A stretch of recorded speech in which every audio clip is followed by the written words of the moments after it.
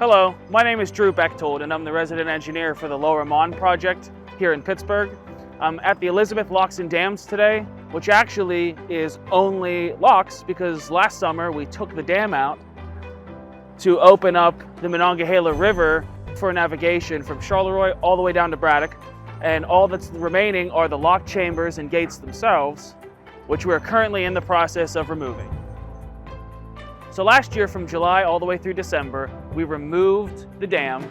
It was approximately 750 feet, so we did controlled blasting in 50-foot sections, which required a lot of coordination between the contractors, construction barges, and their blasting and all that, the industry traffic to make sure that industry could still pass efficiently through the work zone to keep commerce going, and the operations division and our safety office to make sure on our part that everything went safe and to schedule.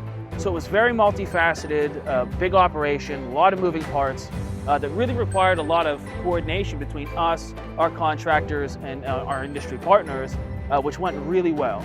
By December, the river was completely open, giving industry full reign to move up and down however they need.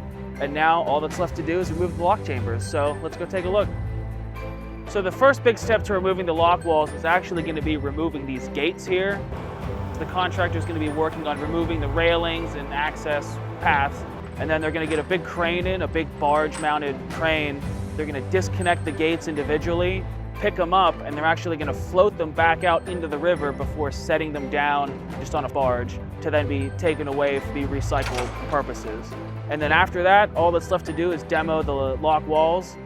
So they're going to do some mechanical demo down to right about the water level, and then they're going to use controlled blasting again in specified increments to demo the rest of the lock walls and take all that out. And then what they'll be able to do is take the concrete rubble, process it, and reuse it for stability berms to keep up the esplanade and some of the other abutments and things that are still going to be remaining on the banks of the river. So in tandem with the work on the gates and the walls, one of the other things the contractor has to do is remove these cells here.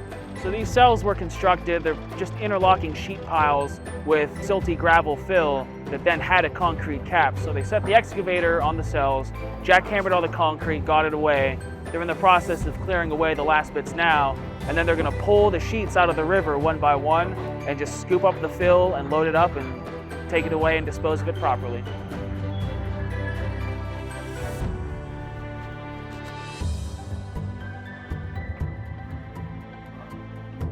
It's really only at the core you get to work on these kind of really big, complex, really unique locks and dams projects and other projects on the rivers, as well as on our flood lakes around the district, and just being able to contribute, to my home region, Pittsburgh and Southwest PA, and being able to see all the use and all the benefit that it gives the region really gives me just a lot of enjoyment and a lot of professional fulfillment. So by spring of 2027, all of this that we're currently standing on should be gone. So we're gonna mechanically demo the lock walls down to about the water level surface, and then we're gonna do controlled blasting in set increments because that's much quicker, much more efficient demo for this kind of concrete. The contractor's then gonna scoop all the concrete rubble and debris out of the river, process it. Some of it will be used similar to stone to make stability berms for part of the esplanade wall and part of the old abutment that's across the river on the other side. And the rest will just be taken off. Really, at the end of it all, you'll have just clear, wide river from the esplanade wall all the way across the whole river channel. And that'll, again, will be open from Charleroi all the way down to Braddock, which is about 33 river miles. Just open river for both the industry here in Pittsburgh and also for rec boaters, for people in the summer to go out and enjoy the open waterways and fish and boat and water ski and do all the things that make us love our rivers here in Pittsburgh. So thank you for joining me on this walking tour today. I'm happy to share with you the work that's been done so far. And in the months to come, as we progress, I look forward to sharing more with you. Essayons and God bless.